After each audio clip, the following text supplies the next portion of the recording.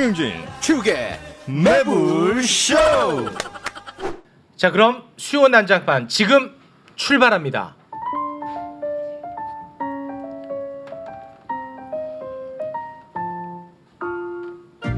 수요 난장판. 자, 이 변희재의 내부 총질, 매불쇼를 향한 내부 총질 때문에 결국 이렇게만 남았어요. 다른 멤버들 다 나가 떨어졌어요. 아이고야. 변희재 키워놨더니 내부 총질을 해대가지고 아주 죽을 맛입니다. 네. 자, 한 분 만나보겠습니다. 국민의힘 이현주 전 의원님 어서 오십시오. 네, 안녕하세요. 네, 고맙습니다. 자, 그리고 요즘 매력도 상승 중입니다. 최진보 교수님 안녕하십니까? 반갑습니다. 네. 어디서 매력도? 한두 개 달려 댓글이. 아, 그래요? 한두 개 달려. 댓글 보시죠. 보고 있지. 내가 거기에 꼭 좋아요를 누릅니다. 저한테 좋은 글 써주신 분한테 좋아요 꼭 눌러드려요. 전에는 한 개가 없었거든요. 한 개가 없었어. 지금 한두 개 달립니다, 실제로. 파이팅! 네, 고맙습니다. 올 초에 저는 사라지신 걸로 알았는데 다시 살아났어. 다시 비싸지. 올라와. 이거 왜 그런지 알려줄게. 그것도 역시 변희재 내부 총질 그렇죠. 때문인데 현근택은 사라졌어요. 얼마나 씹어죽기는지 현근택이 사색이 돼서 여기 못 와요. 아, 그래요. 미치겠어. 잘했어 변 대표. 잘했네. 아, 왜 이렇게 매불쇼를 씹어제껴요? 아직 몇 명 더 남았어요. 네, 그 남았어? 신장식 조심하라 그러세요. 신장식. 네. 안 돼. 지분이 커. 신장식 조심하라 그러세요. 안 돼. 그 자리도 내가 들어갈 거야. 빠지면 그 자리도 제가 들어가더라고요. 기준 태블릿 한 가지밖에 없어. 나 거기에 진짜. 대해서만 해. 아, 이걸 받느냐 안 받느냐. 최진봉 교수는 태블릿에서 그렇지. 한동훈은 왜 고소 안 하냐 딱 그렇지. 그 말만 하면 되는데 이 말을 안 하고 돌려치다가 저거 부딪히는 거거든. 그 심장식 자리 제가 할 거야. 뭐야? MBC까지 뺏어드릴까? 최진보 교수님은 이것도 받으셨군요. 이거 받았어. 네. 그러니까 받았는데 뭐냐면 태블릿이 문제가 있다고 해서 탄핵 자체가 문제라고 보지 않는다. 태블릿 문제에 대해서 한동훈이 저렇게 예를 들면 변희재 대표에 대해서 구속을 다 시키지도 않고 저렇게 아무런 얘기도 안 하는 것 자체가 문제가 있다. 네. 그거는 결국 변희재 대표 말이 맞을 가능성이 높다. 이렇게 언론을 내린 그러니까 거죠. 저 발언의 초안을 변희재가 짜준 거예요. 변희재를 구속하라 이 말만 하면 돼요. 사실 소영길 대표한테 그 말밖에 안 했어요. 네. 그 말만 하면 돼요. 그 말을 왜 못하는지 모르겠어요. 네, 근데 알겠습니다. 이거 거의 사상 검증 아닙니까, 이 정도면? 아, 이상해. 아니, 지멋대로야. 아, 여러분 변희재 이상합니다. 보고 하나 보면요, 그 사람의 살아온 역사와 인격을 다 한 가지로 검증 다 끝납니다. 해줬어. 자, 그리고 오윤혜 대표님 어서 오시고요. 네, 변희재와 격주 커플입니다. 오윤혜입니다. 네, 반갑습니다. 아, 우리 그 이현주 의원님도 내가 가끔 더 라이브에서 만나요. 그런데 거기에서 윤석열 대통령 또는 윤석열 정부에서 조금이라도 내가 약간 호의적으로 얘기하면 그렇게 기분 나쁜 티를 내요. 와, 그거 너무 심할 정도로. 아, 그래요? 국민의힘 그리고 또 전 국민의힘 농객들 나오잖아. 그럼 사석에서 네. 인사할 수 있잖아. 네. 그렇게 짜증을 내. 아, 진짜요? 아, 너무 눈치 보여. 아니 나 다 그런 거 아니었는데. 아, 다 그런 건 아닙니까? 아, 몇몇 그 포인트는 있었죠, 실제. 엄청 아, 그래요? 한 명 있었어 한 명. 명. 아, 근데 너무 대놓고 그러니까 내가 막 네. 조마조마하더라고. 아니 진짜 너무 이상한 사람이 있어서 아, 한 그래요? 명 그랬어. 알겠습니다. 자, 그 정도로 정리하고요. 네. 우리 변희재 대표님의 아주 새로운 시각이 있어서 아주 짧게 좀 다뤄보겠습니다. 요건 조금 지난 이슈이긴 한데 추미애 장관의 문재인 대통령이 사퇴를 지시했다는 발언, 이 발언이 나가고 진보 진영의 갈등을 부추긴다는 일각의 비판이 있었잖아요. 네. 근데 그럴 때 변희재 대표는 아주 새로운 시각을 또 제시했어요. 이 발언은 진보 진영의 폭탄을 터뜨린 게 아니라 보수 진영의 핵폭탄을 터뜨린 거다. 너무 생뚱맞은 시각 아니겠습니까? 이거 뭐 어떤 시각이에요? 가는데 나는. 아, 이해 갑니까? 왜냐면 이현주 저는 보수 진영을 좀 알고 보는 계시니까. 사람이니까 보수 네. 진영을 보고 있으면 이게 답이 나오는데 만약 추미애가 이렇게 진보 진영을 분열시킨다 그러면 보수에서 부추겼을 거 아닙니까? 한마디로 이 추미애 장관하고 윤석열 간의 갈등에서 문재인 대통령이 윤석열 편을 들어줬다. 이게 만약에 진보 진영의 분열 요소면은 보수 진영이 얼마나 부추기겠어요. 왜? 차차 갈라치기 한다는 거지. 뭐 그렇죠, 지금 진보중 얘기한 듯이 그렇죠. 뭐 문재인, 윤석열, 그렇죠, 추미애 그렇죠. 갈라치기 네. 한다 그러는데 네, 그 그렇죠. 당시 나왔을 때 보수 진영은 이 이슈를 다 은폐했어요. 아 그랬나요? 싹 다 숨겼고 전원책 씨만 나와서 추미애를 엄청 깠습니다. 입 다물라고. 전원책 씨는 이제 약간 보수에서 이탈한 독고다여서 그런데 보수 진영은 왜 그랬냐면은 왜? 윤석열을 대통령으로 만드는 데 있어서 엄청난 장애가 윤석열이 문재인의 검찰총장으로서 보수 인사를 200명 감옥 집어넣는 게 문제가 되니까 보수 진영이 사기를 쳤어. 보수 국민들. 보수 대통령 2명을 잡아놓았잖아요. 그렇죠. 예. 대통령까지 두 명에다 변희재까지 잡아줬는데 같은 급으로. 그러면 이제 이걸 갖고 보수 국민들에게 윤석열을 보수 대통령으로 만들자고 얘기를 하는 데 있어서 문재인을 감옥에 넣을 사람은 윤석열밖에 없다. 아. 윤석열은 무차별 감옥에 집어넣는다. 박근혜, 이명박을 잡아넣듯이 문재인, 박지원, 임종석, 이재명을 감옥에 집어넣을 거다. 이게 보수의 완전 캐치프레이여가지고 이렇게 해서 사기를 쳐놨단 말입니다. 그 맞는 말이에요. 근데 1년째 문재인 대해서 아무 수사도 지금 안 하고 있죠. 그래서 좀 불만이 지금 막 와서 쌓여 있는데 윤창중 같은 사람은 이제 한 달 안에 문재인 수사하면은 이제 윤석열 탄핵간다 이런 말까지 하고 있었는데 그런 찰나에 추미애 입에서 한마디로 윤석열과 문재인은 원팀이란 말이 나오니까. 아니 뭐 원팀까지 아니고. 어쨌든 이걸 예를 들면은 뭐 이봉규 팁이라든지 이제 보수의 이제 이른바 다룰만 하잖아요. 못 다루는 거죠. 아 못 다뤄요? 못 다루고 다루면은 이제 추미애 까는 거고. 추미애 입 다물라 그러는 거고. 거의 못 다뤘어요 지금 보수에서. 아 그랬습니까? 그러다가 이제 한민호 씨라고 이번에 이제 문화부의 늘공이죠. 문화부 그냥 공무원 출신인데 보수 이념으로 이제 문재인 정권을 문화부 국장의 지위로서 비판하다가 잘렸어. 문화부에서 해직당했는데 승소했어. 근데 윤석열 정권에서 이미 이제 정년 끝났으니까 해임을 당해버렸단 말이에요. 그러니까 이분은 참고 윤석열을 지지하고 있다가 추미애 발언 듣고 확 돌아가지고 야 내가 문재인하고 싸우다 해임됐는데 어떻게 윤석열 정권에 또 해임시키냐. 결국 윤석열 문재인 너희들 한 팀 아니냐. 그러니까 윤석열이 문재인 못 집어넣는 거 아니냐. 지금 치고 나오고 있어요. 한민호 국장 얘기하는 거. 예. 그거는 뭐야, 근데 한민호. 해고 무효 소송에서 이게 이겼잖아. 이겼는데 복지가 안 됐어요? 복지가 안 시키고 해임. 윤석열 정권에서 해임시켜버렸다니까. 그래서 지금 이게 곳곳에서 지금 폭탄이 잠재돼 있어서 요거 지금 쉽지 않은 상황입니다. 아니 근데 저 말씀이 맞는 게 저는 사실은 처음에 경선 때 윤석열 대통령, 그러니까 검찰총장까지는 모르겠는데 대통령은 안 된다라고 하면서 반대를 했던 가장 큰 이유 중에 하나가 보수 진영이 스스로 굉장히 이게 적이다 상대다 막 이렇게 하면서 문제를 제기했던 여러 가지 사건들 있지 않습니까? 그거를 만든 장본인인데 거기에 대해서 이 자기 내부의 어떤 해결이 안 되잖아요. 해명이 안 되잖아요. 보수 대통령을 2명을 잡아넣었으니까 해명이 안 되잖아요. 그런데 해명이 안 되는데 이런 식으로 권력만을 위해서 정권 교체하려고 그냥 말하자면 우리가 그 권력 뺐는데 이 사람 이용하겠다 이런 거잖아요. 그러니까 이거 굉장히 부도덕하고 이거는 자기 모순이다라고 이제 보수 인사들하고 제가 언쟁을 했어요. 이게 말이 되냐? 그러면 그 전에 당신들이 주장했던 거 전부 다 거짓말이잖아. 나는 이해가 안 된다. 당신들이 이렇게 얘기했더니 그분들이 딱 한마디로 하시는 얘기가 차도살인이야. 이렇게 변명을 그렇게 하더라고요. 했었구나 실제로. 근데 그 차도살인이라고 하는 게 그렇게 하면서 이 대구라든가 TK의 정서를 눌렀어요. 계속. 근데 이제 그게 지금 아닌 것 같잖아요. 보면 어쨌든 적어도 차도살인은 아니란 말이에요. 그러니까 지금 사람들이 뭐냐, 조금씩 의심하고 있어요? 뭐 이상한데 아 뭐 의심하고 이렇게 있어요? 근데 거기에다 이제 추미애 발언이 이제 불을 붙였군요. 아직 불이 안 붙었다는 거야. 불까지는 아니고 불까지는 아니고 약간 이제 갸우뚱? 이렇게 된 거지. 의도적으로 그럼 못 본척하는 못 본척하는 거네요. 이 거죠. 발언에 네, 대해서. 의도 못 본척하는 거죠. 그래서 이게 많이 커지진 않았군요. 그래서 이게 근데 이제 아는 사람 쫙 퍼져있기 때문에 아까 같이 한민호 국장 같이 생각하는 사람이 수십 명 있어요. 지금 튀어나오고 일보 직전에 튀어나오고 그래요? 직전. 알겠습니다. 아유 굉장히 새로운 시각이라서 아니 근데 진짜 재밌긴 해.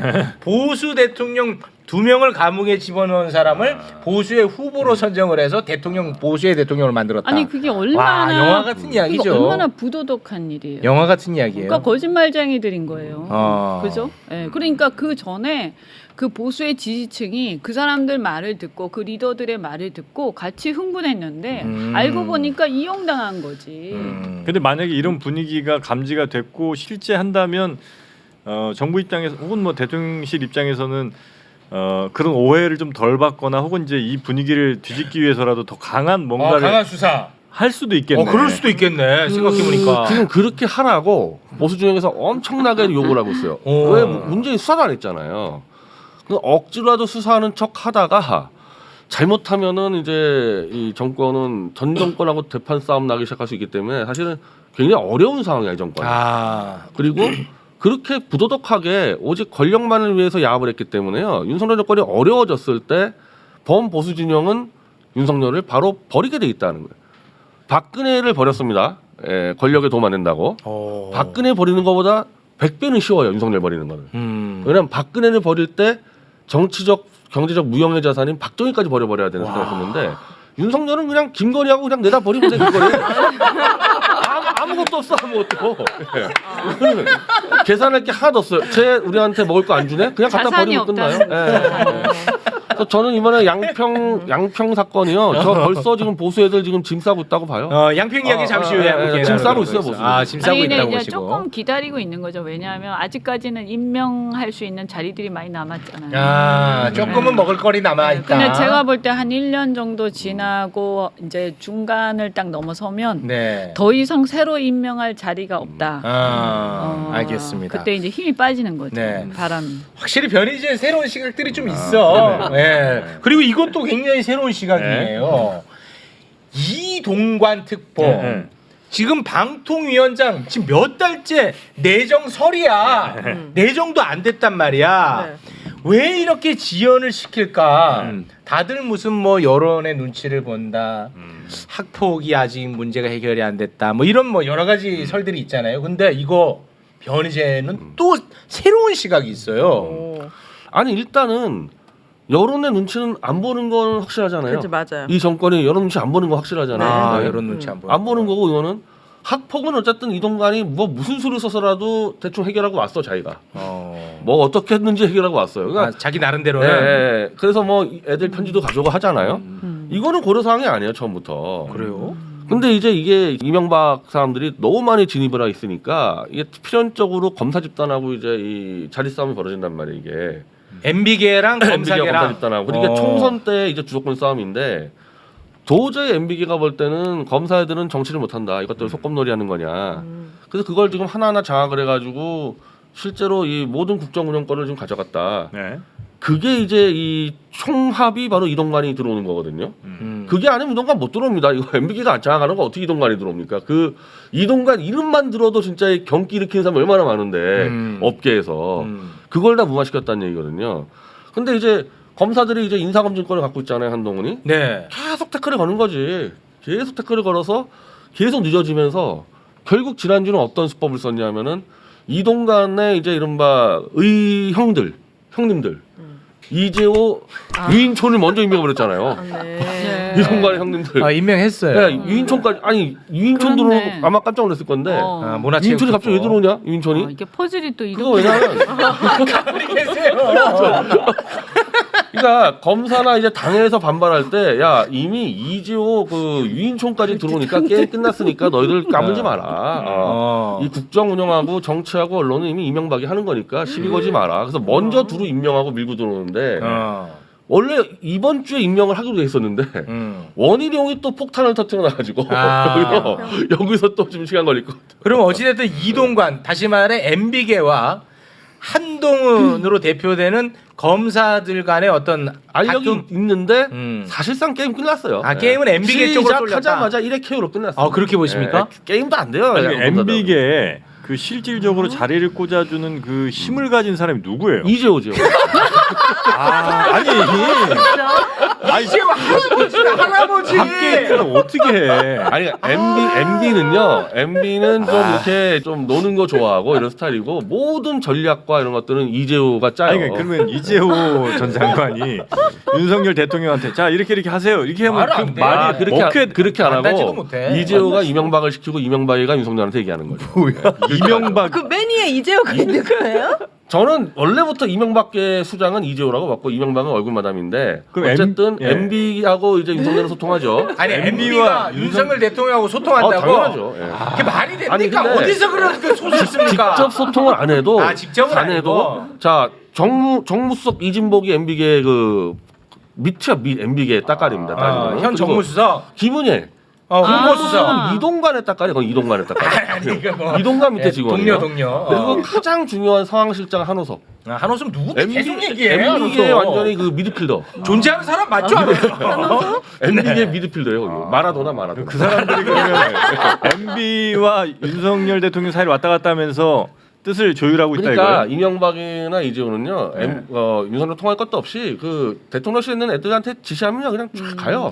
지금 말씀하신 사람들이 MB계로 굉장히 이게 그 뼈가 굵은 사람들이 맞지. 굉장히 그 조직이 생각보다 탄탄합니다. 그 이명박 정권이 2011년도에 몰락했잖아요. 네. 10몇 년 동안 그 조직이 아직까지 이어왔어요. 그러면 그 조직의 투톱이 이재호 이동관. 아니 근데 여봐요 윤석열 대통령이 정권을 잡았는데 왜 MB계한테 이런 권력을 나눠줍니까? 말이 됩니까? 그거를요, 그거를요. 한참만이. 제가 네. 아까 하나 알려드리면요. 말도 안 되는 한호섭 얘기예요. 상황실장은 어떻게 들어갔냐면요.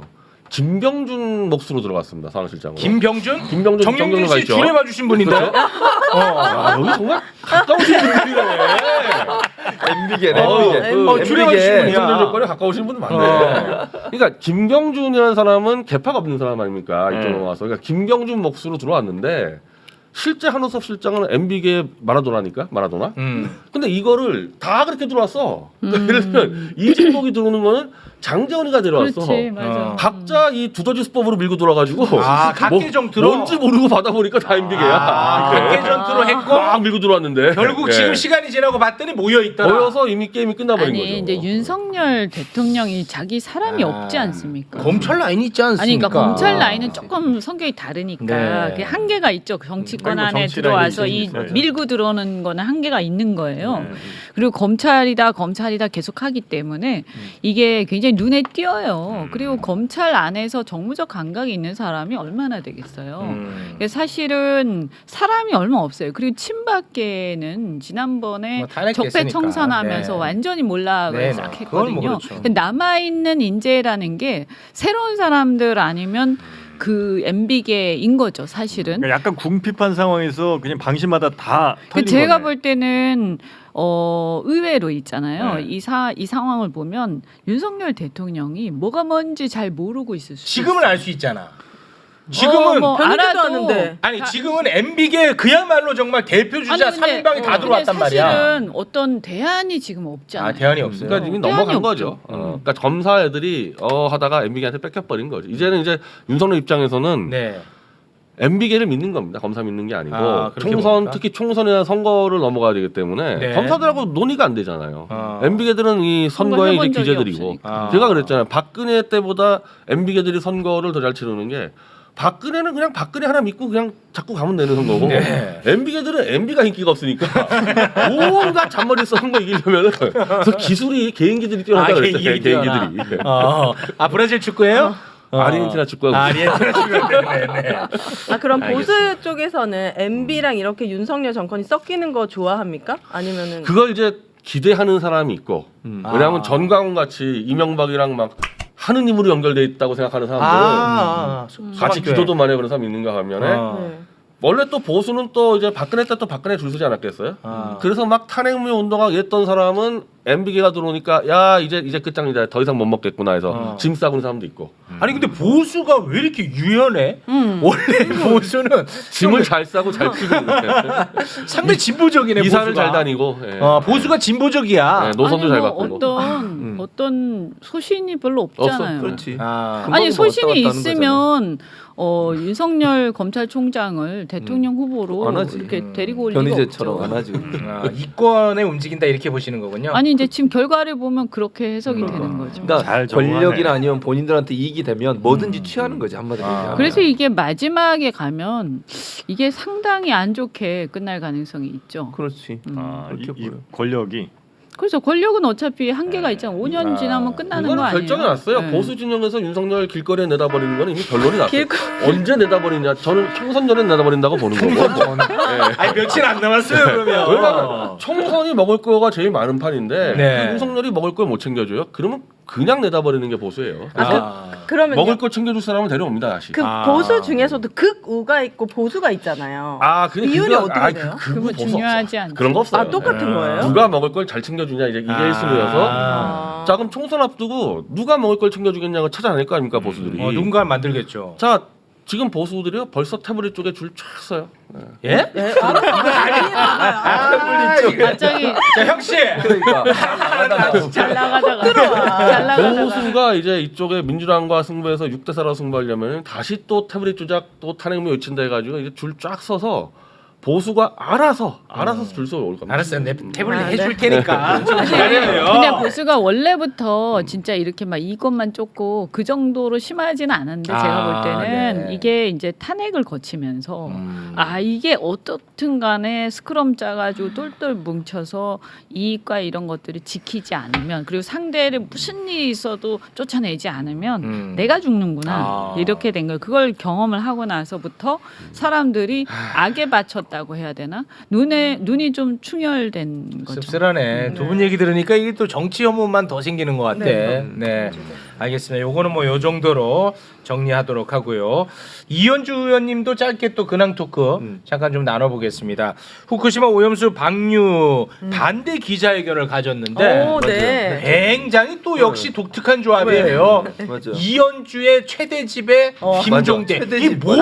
아니 공통점이 없어 공통점이. 공통점이 있죠. 후쿠시마 뭐예요? 오염수를 네, 방류를 반대한다. 반대하는 거죠. 아니 그런 사람이 한둘이에요. 아니요. 그래도 거기서 중요한 건 뭐냐면 보수 공통점이 변이지 아니에요 혹시? 아니요. 그거는 아니고 맞는 것 같은데. 보수 인사들이 네.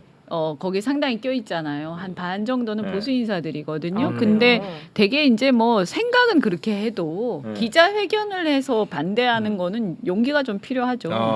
그러니까 그거를 특히나 국민의힘에서는 힘듭니다. 그렇죠. 그래서 하고 나서 욕 많이 먹었죠. 많이 먹었어요. 이거는 조금 너무하셨다. 테러도 좀 당했죠. 막 그래요? SNS 이런 데서. 저도 예전에 대선 때 이재명 공개 지지해가지고 피해를 많이 당했어요. 테러 당했어요? 근데 이거는 네. 공개 지지했다는 사실을 이재명도 몰라요. 아무도 몰라. 왜 나를 자른 거야? 근데 이해를 못 하겠네. 아무도 몰라. 아유, 그거 참 힘없는 지지선. 아니 근데 재밌는 게 뭐냐면 그 국대회 할 때 거기 왜 우리가 후쿠시마 오염수 얘기할 때 잘 나오시는 교수님 계시잖아요. 네. 석윤열 석윤열 교수님. 석윤열 교수님. 네. 그분도 네. 보수 인사예요. 근데 지금 그분- 고발당했잖아요. 그렇죠. 네. 지금 네. 굉장히 고발했어요. 핍박받고 있는데 맞아요. 원래 보수 인사고 그다음 탈원전론자 아니에요. 그러니까 그분도 그렇고 저도 그렇고 생각하는 게 뭐냐면 원전을 평화적으로 이용하는 것은 아직까지는 필요한데 그렇죠. 근데 이걸 잘 하기 위해서는 신뢰가 있어야 되는 아. 거죠. 근데 이런 식으로 마구잡이로 하면 오히려 이거는- 원전 이미지를 깎아먹는 거다. 이거는 결국 그렇게 되면 오히려 이 지속 가능하지 않다. 이런 식으로 하면 안 되는. 그러니까 우리가 회사 같은 경우에도 회사를 돈을 많이 벌기 위해서 그냥 막 돈만 버는 사람들이 있고, 근데 이제 지금 요즘 시대의 트렌드는 뭐냐면 ESG를 잘하면서 가는 게 결국 주가가 올라가는 길이다. 네. 그런 거잖아요. 네. 그래서 저는 이제 그런 쪽으로 우리가 생각을 해야 된다라는 거고 서 교수님도 그런 쪽이시거든요. 네네. 근데 그 얘기 했다고 고발당하고 아유. 핍박당하고 그래서 우리가 사실은 그 멤버들이요 서 교수님 모시고 강의를 들었어요. 근데 강의 듣고 차 마시고 얘기하다 보니까 야 이거 가만히 있을 수 없겠네. 그렇게 된 거죠. 그렇게 된 거예요? 네. 근데 그럼에도 불구하고 대한민국 정부가 공식 유튜브 채널에 이거 삼중수소 안전하다라고 하고 네. 네이버에 후쿠시마 오염수 검색하면 무슨 사이트가 떠요. 후쿠시마 오염수 대응 정책 정보 맨 위에 모아보기. 그럼 정부의 입장이 다 나오는데 거기가 대부분 단어네요. 안전하다라고. 그러니까 이게 나중에 저는 큰 이해가 문제 안 될 돼요. 거예요. 왜냐하면 이게요 그 보고서에도 이게 안전성 여부에서 그 위험이 미미하다라고 했지 위험이 없다라고 얘기한 네. 거 아니에요. 그러니까 네. 우리가 수술할 때도 아니 실패 확률이 적은 수술들 있죠. 하지만 그게 100% 안전하냐? 네. 그 적은 실패의 그 확률 안에 들어간 사람도 있는 거예요. 네. 그리고 우리 이게 이 문제는 이게 뭐 안전하냐 안 하냐 그 문제가 아니라 안전성이 담보가 안 된다. 그렇죠. 그런 거예요. 네. 그리고 그 불확실한 것을 우리는 싫다. 어. 왜 우리가 그걸 감내해야 되냐? 왜 감수해? 일본을 비해서 그렇지. 우리한테 떨어진 이익이 하나도 없는데. 그렇지. 그렇게 안전하면 일본에 쓰면 되잖아요. 그러니까. 기아수로. 그죠? 아니 그런 우리 건. 안전 물질도 어느 정도 시간 지나면 발암 물질로 지정되는 경우 많잖아. 네. 예. 근데 이거를 자꾸 누군가는 그 백신이랑 비교해. 백신도 막 그때 안 좋다는 목소리 많았잖아. 그렇지만 우리가 네. 맞지 않았냐? 네. 오염수도 안 좋다는 얘기하지만 우리는 방류해야 된다 그러는데 아니 백신은 갖다 붙이네 진짜. 위험하더라도 나한테 얻어지는 이익이 있지. 이익이 더 높다고 생각하니까 맞았지. 그리고 내가 선택할 수 있었잖아요. 아이고, 끝까지 안 참 맞고 진짜. 싶은 사람은 안 맞을 수도 저는 안 있었잖아요. 맞았어요. 예. 저는 끝까지 안 맞았어요. 한 번도 안 네, 맞아요. 안 맞았어요. 그러면 생활하기 좀 불편하지 않았어요? 아니요, 저는 뭐 문제 없이 아니 식당 가거나 이런 거 불편했을 텐데. 거의 안 갔죠. 집을 안 갔어요. 안 가고 살았죠. 근데 이게 재밌는 게 대통령이요 이 후쿠시마 오염수 문제에 대해서 발언을 거의 안 하세요. 네, 그지 거리두기 하고 있습니다. 네. 네. 아. 그러니까 본인도 아시는 거 이게 좀 문제는 좀 있다. 그리고 본인이 주권자들을 대변하지 않고 일본을 계속 대변하는 게 나중에 문제될 수 있다. 이런 생각을 좀 나중에 하시는 그리고 거죠. 저거 민사 저거 손배 저거 잘못 걸리면요 다 덮었을 수 있어요. 아 그렇게 보시면. 한국 정부하고 윤석열이. 예. 아 알겠습니다. 자 그럼 오늘의 메인 테마로 네. 좀 가보겠습니다. 뭐죠? 서울 양평간 고속도로 특혜 의혹. 아. 이거 진짜 커. 이거 어마어마한 큰. 드물머리. 예. 핫도그 먹으러 제가 자주 가거든요. 왜 핫도그야? 아니 핫도그. 오윤의 캐릭터 애들은 다 핫도그 얘기를 하네. 거기에 뭐 거기 핫도그집 그거밖에 있어요? 먹을 게 없어요. 근데 그게 그렇게 맛있어? 아니 드물머리 그거밖에 쪽에? 없다고 핫도그 가게밖에 없다고. 아, 그래? 네, 선택의 여지가 없다고. 아, 근데 그게 명랑 핫도그보다 맛있어? 맛있고 그냥 그거 보면서 가게가 그거밖에 없으니까 그냥 줄 서는 거예요. 아, 그래? 그냥 먹고 인증하고. 근데 너무 막혀요. 아 너무 주차도 막혀. 힘들고. 네. 자, 요거를 잠깐 정리하고 우리가 이거 워낙 많이 다뤘기 네, 때문에 아실 거예요. 새로운 시각이 있으면 얘기하시고 아니면은 네. 그냥 가만히 계시면 되겠습니다. 예비 타당성 조사까지 마쳤는데 네. 갑자기 종점이 변경이 됐습니다. 1조 7천억짜리 국책 사업입니다. 네. 그런데 변경된 종점 부근에 김건희 여사 일가의 땅이 있다. 이거 어떻게 된 거냐? 이런 문제 제기가 있었습니다. 네. 그러자 원희룡 장관이 처음에는 뭐라고 했냐? 공무원 탓을 했어요. 아하 이거 참 늙은들 야 이래서 저 어공이 있어야 됩니다 하면서 그냥 여유 있게 받았어. 네. 그런데 나중에 이 의혹이 더 커지니까 갑자기 불같이 화를 내면서 전면 백지화를 시켜버렸습니다. 자기가? 예. 네. 대통령실에서는 이 건에 대해서 이거는 국토부가 국토부가 할 일이다. 라고 또 역시 거리를 두고 있어요. 이 사건의 본질을 무엇으로 보는지 그리고 원희룡 장관은 왜 이렇게까지 하는지 혹시 시각이 있습니까? 일단 좀 우리 보편적 시각. 아, 보편적 시각. 보편적 시각. 예. 대한민국 평균 보편적 시각. 예. 자 보편 시각, 자 연합뉴스 시각, YTN 시각. 최진보 교수님. 뭐 하는 짓이야? 아 좋았어. 원희룡 장관은 네네. 제가 볼 때는 이렇게 생각해요. 본인의 이제 정치적인 입지 이런 부분을 고려해서 지른 것 같고, 그러니까 첫 번째는 두 번째는 내부 갈등을 일으켜서. 아니 정치적 입지가 뭐예요? 그러니까 본인이 공천도 받아야. 그러니까 잘 보이려고. 그렇지. 예를 들면 윤석열 대통령이나 김건희 여사한테 잘 보여서 과잉 충성. 그렇지. 숭성스러운 부분이 있다고 봐요. 그게 첫 번째 이유고. 요거 많이 나오는 두 번째, 논평이거든요. 네. 두 번째는 이게 이제 사실은 이게 내부 갈등을 부추겨서 사실은 민주당을 공격하게 만들려는 의도도 있다고 생각해요. 민주당 너네 때문에 사업이 백지화됐잖아. 그리고 이제 양평 군민들이 사실은 두 부류로 나눠가지고 좀 또 충돌되는 부분이 당연히 있어요. 그렇겠죠. 왜냐하면 네. 지역에 따라서 약간 이익이 달라지는 거니까 네. 그런 부분을 통해서 결국은 어떤 내부 갈등을 만들어가지고 이 문제를 넘어가려고 하는 부분. 그래서 결국 민주당한테 더 공을 떠넘기려는 그런 의도를 갖고 있다고 볼 수 있죠. 과를 떠넘기려는. 네. 아주 보편적 시각 네, 맞죠? 맞아요. 얼마나 좋아. 감명하잖아. 변희재 대표가 딱 보편적인 거 나오고 내 얘기는 전혀 안 나오니까 다행이네. 좋아하는 행복한 웃음. 혹시라도 혹시라도 또 겹칠까봐. 소가 또 뒷다리로 이제 밟을까가. 그저 이거는 보편적 시각이 맞는지 안 자, 맞는지. 기성 시각인지 아닌지. 검증 받아야 돼. 아니 제가 아, 제이다. 첫 번째가 뭐냐면 네. 이게 이제 재발이 저려가지고 그러니까 이거를 백지화하지 않으면 이게 수습이 안 되는 거예요. 아, 걸렸다. 그 왜냐하면 이거를 계속 강상면으로 계속 가잖아요. 그러면 여기에 무슨 문제가 있었으면 그 문제가 드러날 수밖에 없어요. 이거는 계속 가면 갈수록. 네. 그러면 일단 지금이라도 백지화 시켜버리면 나중에 문제가 될지언정 네. 자기는 그때는 국회에 있든지 뭐 이럴 거 아니에요.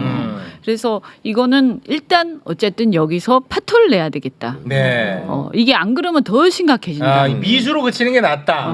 아. 미수도 뭐 처벌받거나 문제될 가능성도 있지만 아. 네, 그래도 미수가 좀 낫지 네. 않겠어요. 근데 본인은 또 문제 안 될 수도 있는 거고 잘하면 이런 걸 수도 있고 이게 제 내피셜입니다. 네. 왜 이렇게 수줍게 얘기해요? 자, 아니, 그래도- 첫째 과잉 충성, 둘째 정쟁화 시켜서 화살을 민주당으로 돌리려는 시도, 셋째가 걸렸다. 아니 근데 사실 이현주 의원하고 제가 텔방 같이 하는 게 있어요. 텔방에다 제가 좀 자료 올려놨는데 그걸 좀 참고하신 게 아니에요. 아니야. 원래 내가 한 얘기를 갖다가 변 대표가 한 거야. 아니, 저는 그 딴 건 몰라도 이제 원희룡하고 이제 좀 술을 좀 자주 마셨죠.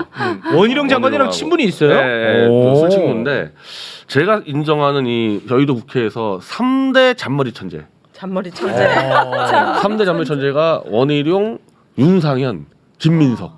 오, 그래요? 물론 약간 더 또 좋은 의미로서 머리 좋다는 표현도 쓸 수 있을 정도 머리가 엄청 빨라요. 아, 빨라요? 좋은 분위기는. 네, 나쁘게 얘기하면 잔머리인데 예, 좋게 얘기하면 잘 알아들어 무슨 얘기인지를. 아, 그래요? 네, 제가 갑자기 어떤 얘기해도 다 캐치가 돼가지고 바로 현장에서 답이 나오는 사람들 3명이 스스로 셋을 자기가 천재라고 생각을 해. 3명.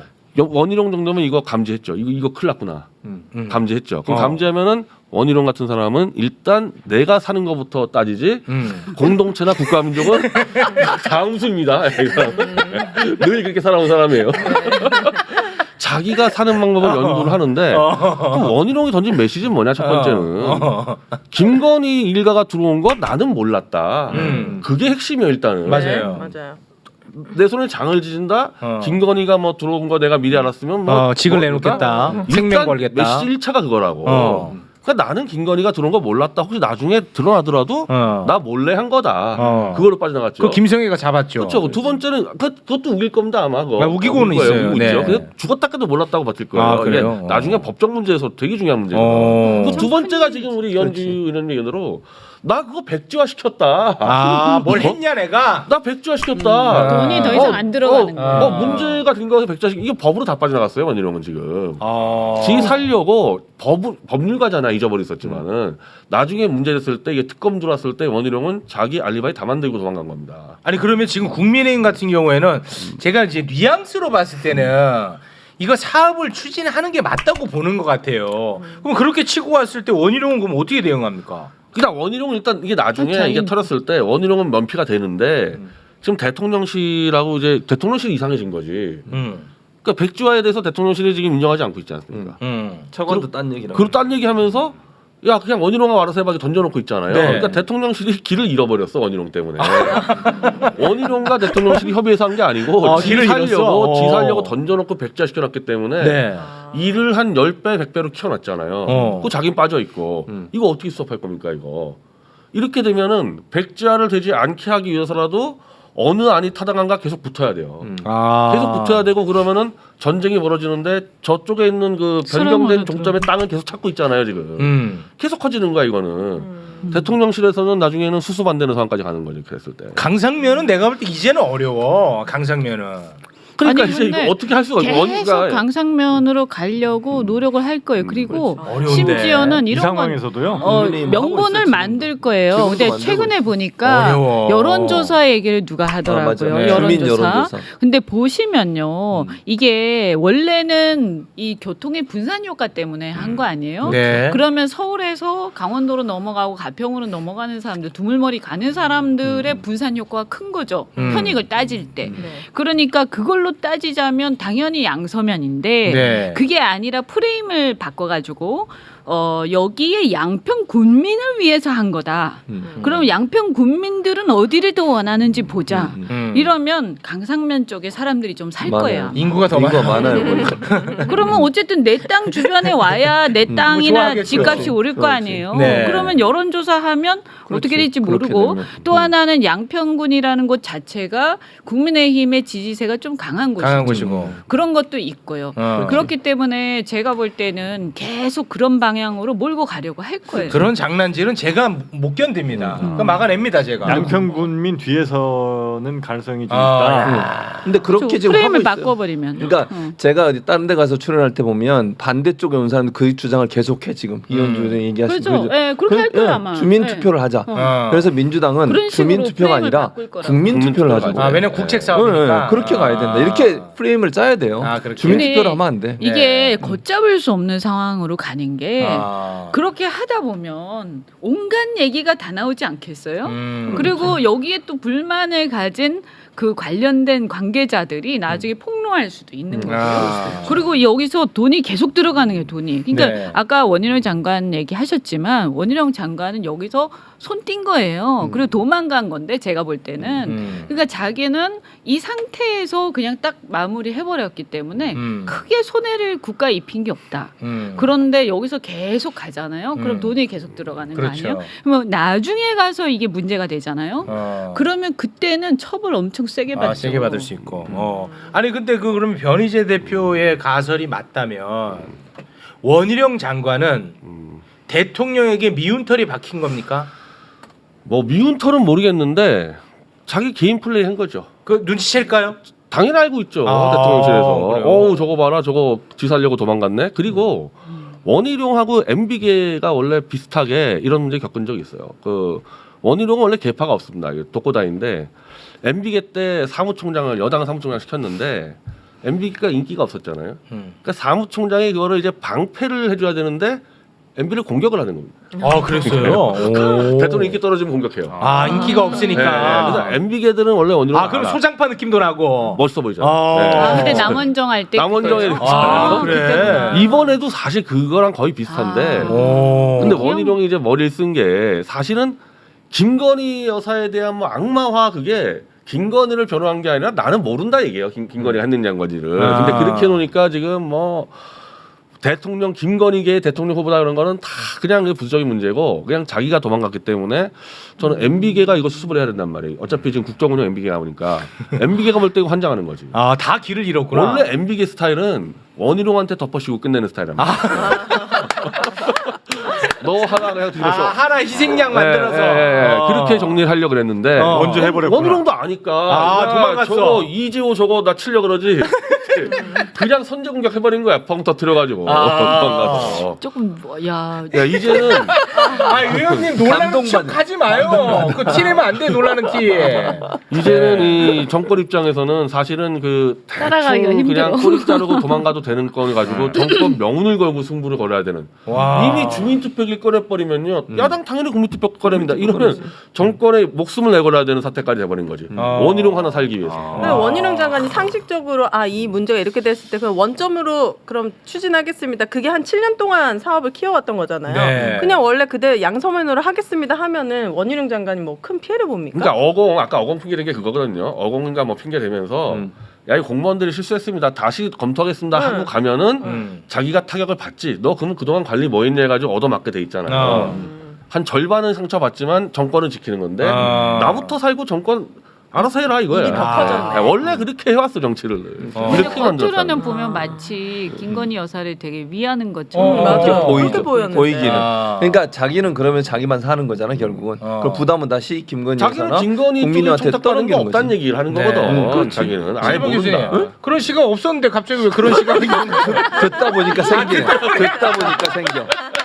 듣다 보니까 시각이 생기네. 듣다 보니까 생겨. 너무 좋았는데요. 그 윤석열 김건희한테 충성을 뭐 과잉 충성. 그것도 바뀔 수도 있는 거지 수 시각이. 있습니다. 네. 아, 아, 부드러우셔. 복잡할 네. 것 같아 내부가요. 진짜 다 길을 잃었네. 아니 보세요 얼마 전에 윤상현 의원이 나와가지고 또 얘기했잖아요. 그래서 이거 원하는 대로 가든지 아니면 강상면으로 가든 이거 다시 이 심사해가지고 해야 사업을 된다. 해야 된다. 그렇게 또 가잖아요. 음. 그러니까 이게 엉망진창이 되는 거죠 지금. 네. 엄청 커질 거예요. 아니 그 강성인 김병민 최고위원도 사업은 해야죠라고 얘기하더라고. 그래. 그 강성인데. 그러니까 이게 지금 다들 갈 길을 잃은 건 맞는 것 같아. 이럴 수도 있어요. 아니 이거 가지고 이걸 뒤집어라고 누군가가 대노했을 수도 있죠. 이걸 백지화 시켜 감히 그죠? 지 혼자 우리랑 협의 없이. 이익을 봐야 되는데 이익을 그 얘기였어요? 김건희. 그 얘기야? 김건희.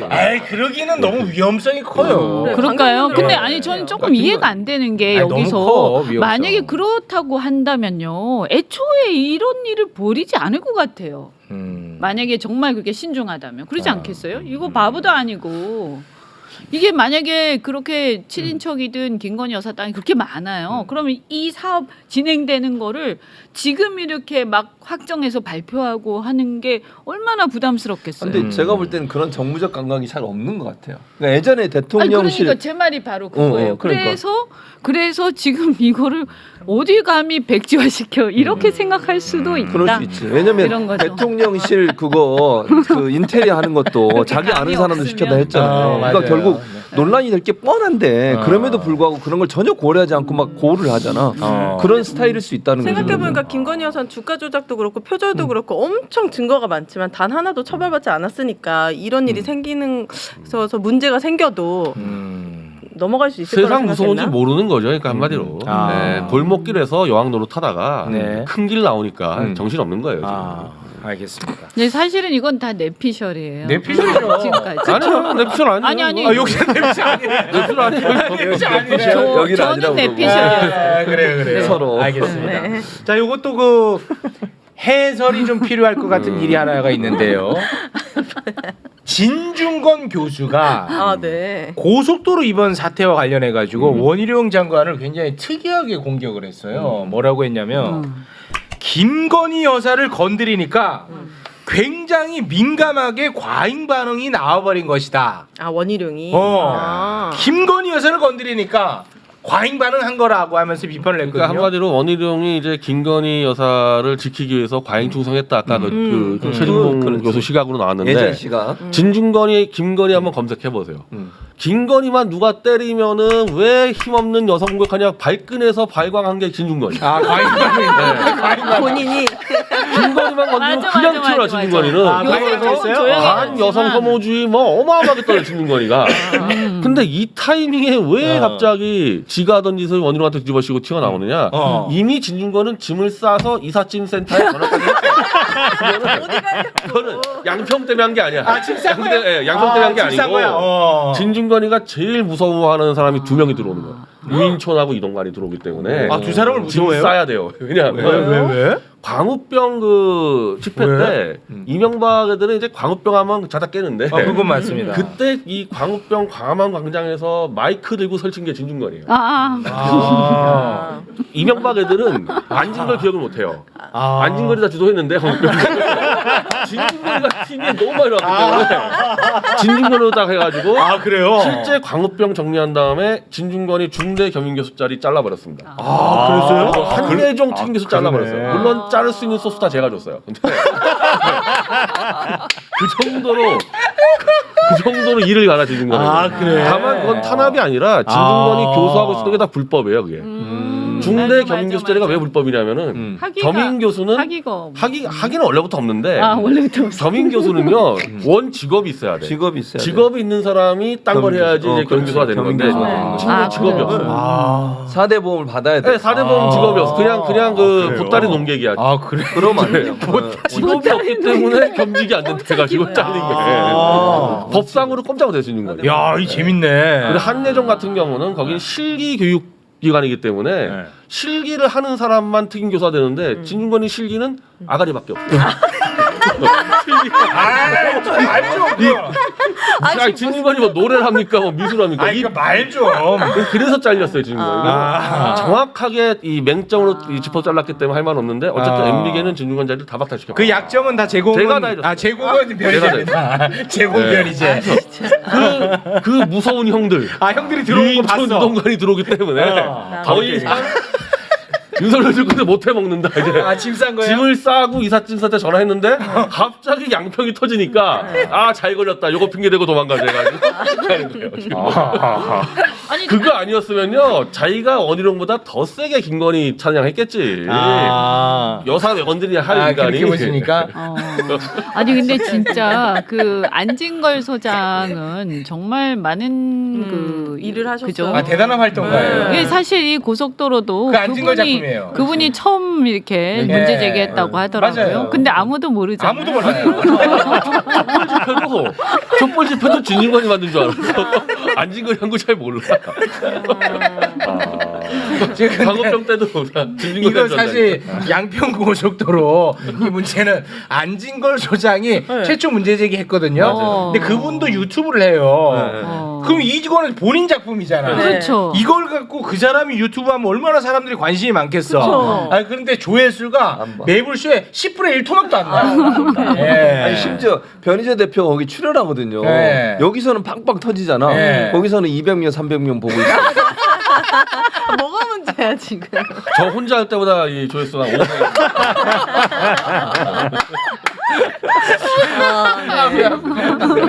어쨌든 열심히 하시니까 안진걸 네네. 소장님 지켜드려야죠. 뭐라고는 진짜. 못해. 뭐라고 아무도 못해. 정말. 아니 저는 이제 어떻게 알았냐면 오늘 어디서 제가 뵀는데 그 이 고속도로 지도를 이따만한 들고 걸 들고 다녀요. 다니시죠. 네. 근데 이거 왜 들고 다니세요? 네, 지하철 타고 그랬더니 다녀요, 지하철. 내가 원래 처음에 문제 제기한 사람이에요. 맞아요. 그리고 네. 항상 피켓 들고 다니면서 네. 어딜 가든 얘기해요. 그러니까 대단한 청년 아니지. 네. 대단한 대단한 아저씨죠. 시민. 아무튼 이 양평 고속도로 문제 제기 최초 폭로자는 네. 안진걸이다. 그래도 알아주시니까 너무 아니 고맙겠네. 저작권을 줘야 돼. 확실히 안진걸이 최초로 아니, 했다. 이게 어쨌든. 해결이 잘 돼야죠. 아니 이게 누구 마지막까지. 편이 문제가 아니라 사실 이런 거는 문제 딱 보면 이 안에 이렇게 많은 땅이 있어? 이렇게 되는 거잖아요. 그러니까 사실은 이런 거는 야당도 그렇고 그다음에 이 국민들도 그렇고 지금 속보가 들어왔는데 뭐라고? 지금 우리가 주요 난장판 녹화하고 있는 지금 시간에 우리 녹화입니다. 녹화. 우리 녹화하고 있는 시간에 네. 안진걸 소장이 근데 뭐예요? 유튜브 생방을 하고 있어요. 아, 그래요? 시청자 수가 300명. 지금도 계속 그 지도 지금 설명 들고 지도 들고 하는데 300명. 여러분 안중근 TV 좀 사랑해 주세요. 불쌍해. 지도 안진걸이. 들고 있는데 300명이야. 근데 이게 밝혀졌으니까 이러지 안 밝혀지고 짬짬에 해먹을 수 있는 그렇죠. 새는 그렇지. 세금들이 얼마나 많겠어요. 아니 그러니까 맞습니다. 그렇게 문제 제기하고 또 야당도 이럴 땐 야당 역할하고 그래야 네. 나라가 투명하고 깨끗해지는 거예요. 네, 제가 솔직히 국민의힘 유력 정치인한테 이런 얘기를 들었어요. 이번에 이거 터졌잖아. 네. 근데 그분이 이런 말을 하더라고. 나 같으면 네. 이거 안 터뜨렸을 거래. 왜요? 착공하고 터뜨리면 이건 그냥 게임 끝나는 거라고. 그렇게까지 이걸 크게 보더라고 이 사안을. 크지. 네. 저는 실제 이거 들은 얘기입니다. 네. 그러니까 백지화 착공하기 전에 백지화. 백지화 시켜버려. 그런데 뭐 우리 국가를 위해서는 그 그렇죠. 옳은 일은 아니죠. 네, 그렇게 당연하죠, 하면. 당연히. 네네. 정치적으로는 이익이 될지 모르지만 정치적으로 가면 안 됩니다. 그렇죠. 지금 네. 세금이 얼마나 새고 있습니까? 그러니까. 검찰 특활비. 네, 그렇습니다. 오늘 저는 안 여기서 합니까? 이게 마지막에 이제 정권 코너를 몰리면요 이재호식 해법이 나올 텐데 이재호. 뭐예요? 이명박 때 해결했듯이 김건희 일가 땅 죄다 국가 기부해라. 절대 아니 그런데 네. 그 어디 보니까 19만 평이라던데. 전국에. 그러니까 이명박도 결국에는 그 청계재단 300억 기부해서 넘어갔었는데 문제는 이명박은 그거 말고도 많은데 이 일가는 별게 없다 이거지. 그거 내놓으면 이게 핵심 재산이에요. 네, 땅이 그래서 거기서 핵심이다, 아마 땅이. 또 이재호와 또 김건희 일파가 또 한판 붙는 거죠. 또 붙을 수 있어요? 근데 19만 평이면 어마어마한 거 아니에요? 19만 평이면. 근데 만약에 그거를 다 내놔버리면요 정리 쉬울 겁니다. 내놓으면 정리가 쉽다. 그거 내놓을 수 있냐 없냐 그 싸움. 그 이명박은 싸움이요? 내놨어요. 그 영법 빌딩 하나 내놨어요. 그 싸움이야. 그게 뭐 그 정도 19만 평 다 내놓으면 해결할 수 있을 겁니다. 근데 영포 빌딩 자기 재단으로 내는 거 아니에요? 청계재단으로. 네. 아 근데 그것도 하기 싫은 아, 거. 쉽지 않아. 그때 이재호 씨가 조인트 가서 내는 거예요. 아 그래요? 네. 조인트도 까요? 아우 무서운 사람이에요, 그 사람. 표현이. 아니 정도로 파워가 압박해서 있으시구나. 압박해서. 그분 솔직히 무섭긴 무서웠어요. 아, 그래요? 네, 권력 있을 때 무서웠죠. 그분은 감옥이 아니라 고문에 또 강해요. 고문도 당했던 제가 분이니까. 고문에 약한데 그분 고문에 강해가지고 네. 고문도 안 통해요. 네. 고문도 안 통해. 네, 아무튼 그분 노인입니다. 네네네. 이제 고모님입니다. 이재호 전 장관 여기 앉아 있었거든요. 이 자리에 최욱이 맨날 물어봤어. 아이, 그만해. 공직 안 하실 거죠? 네. 안 합니다. 안 하실 거죠? 안 합니다. 근데 갔어요. 아니 그러니까 그래서 그 권력 기관은 아니지 않소. 네, 알겠습니다. 요 정도로 정리하겠습니다. 아, 자, 상당히 태블릿 PC 얘기 안 한다. 태블릿 PC 관련 네. 엄청난 악재가 터졌습니다. 어머나, 뭐요? 변희재에게는. 어. 자, 뭡니까? 연합뉴스에 보도된 내용을 제가 물어보는 겁니다. 장시호 알죠? 장시호. 알죠. 네. 장시호가 특검에 네. 최순실 태블릿 PC라면서 제공한 태블릿 PC가 있어요. 네. 요거까지는 알고 있죠. 네. 근데 이 태블릿 PC는 특검에서는 최소원 것이라고 봤고, 그러니까 이걸 증거 삼았던 거죠. 네. 그런데 변희재와 최소원은 이거는 최소원 게 아니라고 계속 주장을 해왔어요. 그래서 최소원이 특검이 자꾸 내 거라고 하니까 이거 이제 나한테 돌려달라라고 소송을 제기했어. 아, 네. 최소원이. 네.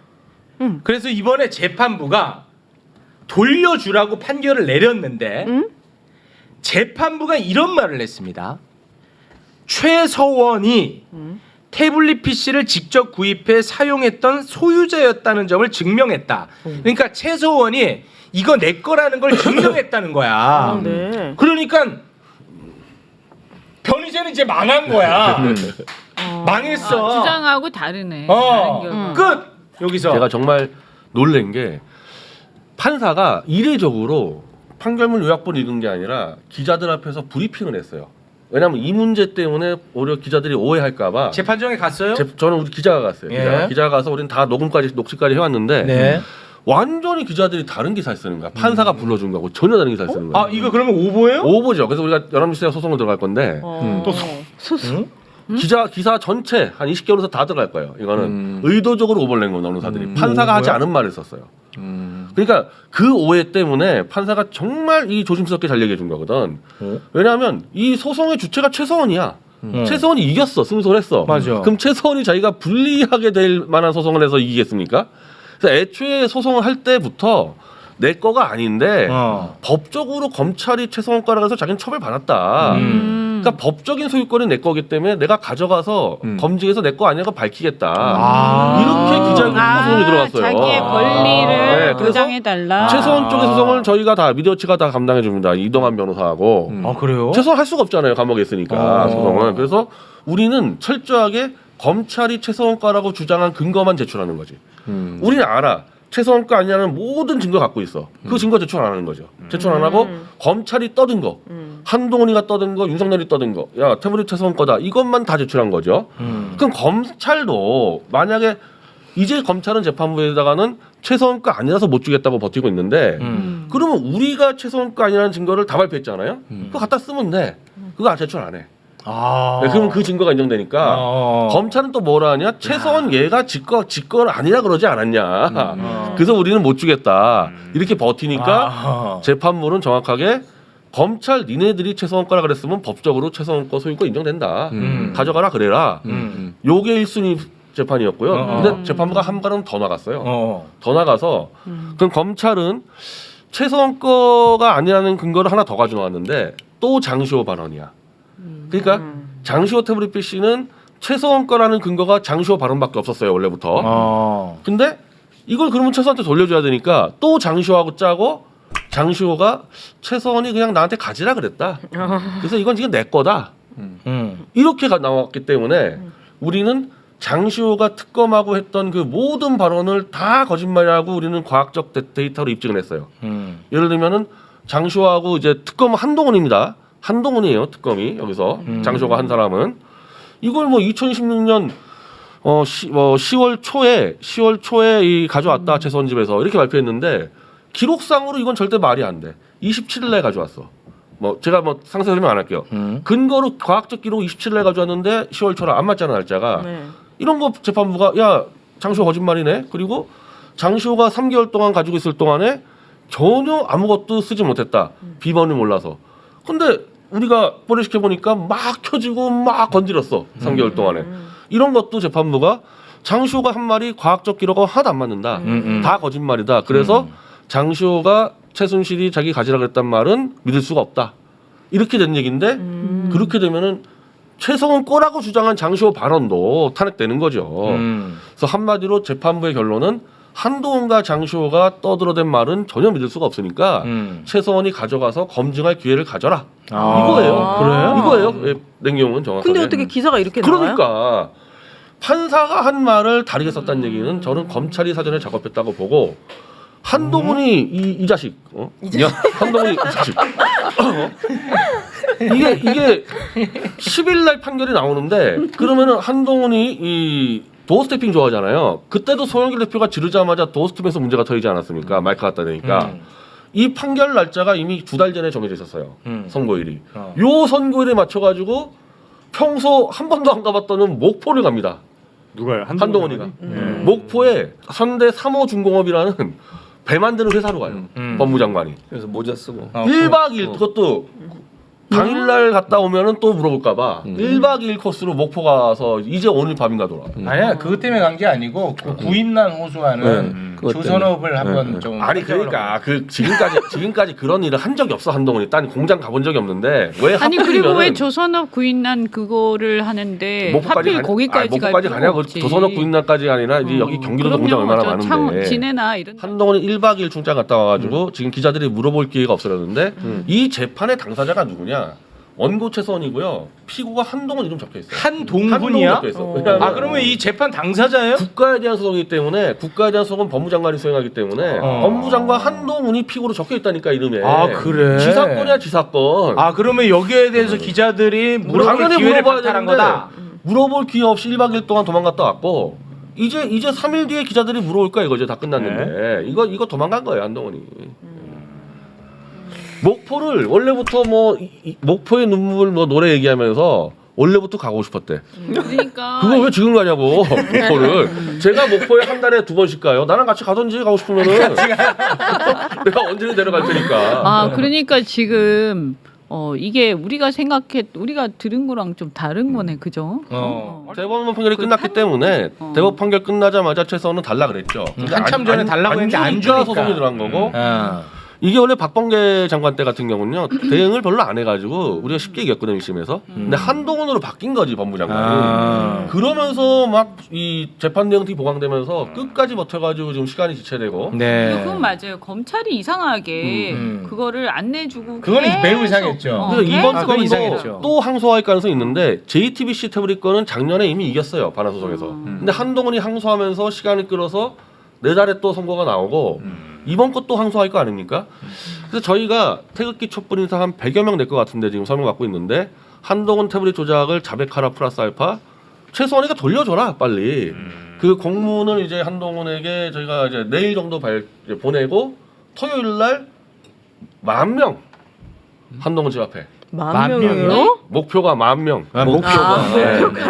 그래서 그 공문 발표하면서 이제 한동훈 너 자백하고 태블릿 내놔라 이제. 네. 그 가실 기자성 때 저기 같은 김만명 씨 한 명 찾아가고 10,000명이 왔습니다. 이렇게. 우리는 행진까지 한동훈 집 앞에 행진을 한 바퀴 돕니다. 깽가리 네. 치고. 그렇죠. 잘못하면 또 이렇게 주거 침입이라든가. 아 이거 하라 이거야. 나 그걸 지금 원해요. 하라 이거야. 네, 그걸 원해. 아니 제가 2번 이상 집회했는데 아직까지 전화 한 통 안 와요. 아 근데 최선 씨는 그러면 그 태블릿 가져가서 자기 거 아닌 거를 입증하겠다는 입장이에요? 아니면 그렇죠. 입증하겠다는 입장이죠. 지금도? 예. 그 입증하겠다고 하면은 그분은 지금 빵에 살고 있는데 이 조건에 그 밉보이는 일이기 때문에 좀 조심스럽지 않을까요? 그래서 이게 웃긴 게 이제 이 최서원 씨가 지금 어떻게 보면은 왔다 갔다 해요. 아, 좀 문제 때문에. 어려운 상황일 것 같아. 예, 어려운 상황인데 우리는 예. 이제 어차피 이 소송 실무 우리가 진행하니까 우리가 받아서 그냥 보내시키면 끝나니까 그 정유라 그 딸이 예. 엄청난 최서원이 승소한 거거든요. 한 마디도 안 하고 있어 페이스북에. 아, 관련해서? 딸은 그래서 네. 딸을 뭐 이해한다면은 이 딸은 이제 한동훈이나 윤석열 엎드려서 석방을 바라는 거고 네, 우리는 알겠습니다. 그 방식으로 못 나온다 싸워야 된다 네. 그런 입장인 거죠. 죄송합니다. 제가 지금 배가 너무 아파가지고요. 빨리 좀 마무리 지어야 아, 되고요. 네, 영철. 대단히 좋습니다. 진짜 왜 자, 함께해 주신 네 분 대단히 고맙습니다. 아, 네. 예, 고맙습니다. 고맙습니다. 네. 네.